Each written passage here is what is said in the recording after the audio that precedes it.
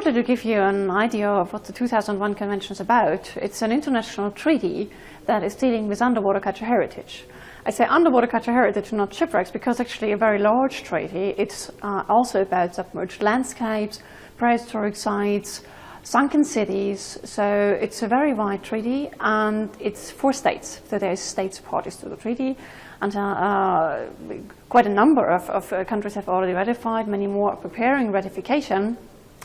And the convention is actually about ethical principles, how to protect underwater heritage, about the cooperation of states. There's a state cooperation mechanism that makes them really protect sites in a very practical manner. And there's also an annex that has scientific guidelines, how to deal with underwater cultural heritage, how to draw up a project document, and really to go about it very practically.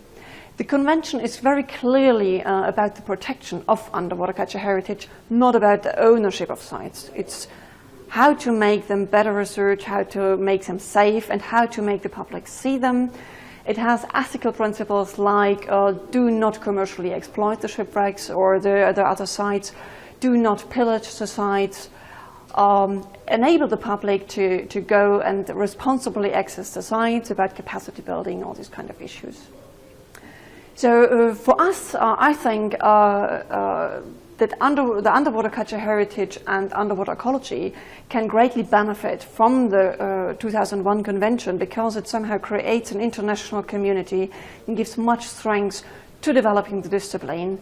And it also has a large influence on national laws that will adapt, or that already have been adapted, to the Convention and have greatly enhanced the protection of sites. So what are the challenges for the future? Of course, improving ratification rates to make the Convention universal is a big issue and a challenge. Even if many states have already ratified, there's many that are still out there that have to improve the protection of sites and hopefully to ratify the Convention. Another challenge is, of course, also to foster underwater ecology indeed in the field and to make sites more visible and accessible.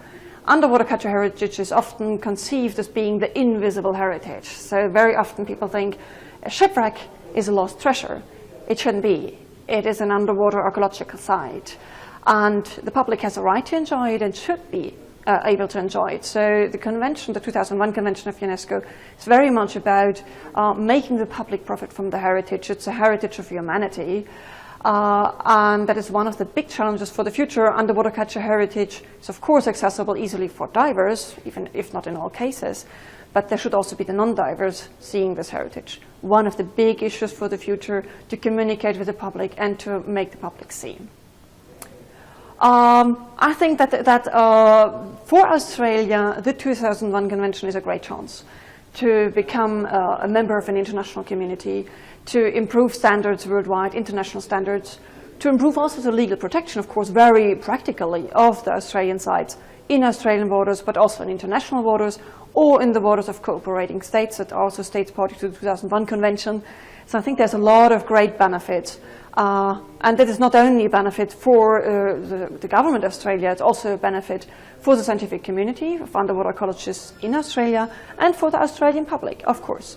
So UNESCO really hopes that Australia can very soon ratify the 2001 Convention, especially also in light of the upcoming centenary of World War I. You know that there is Australian underwater cultural heritage sites outside Australian waters from World War I. Other sites, of course, as well, but that might be a good occasion to ratify. Thank you.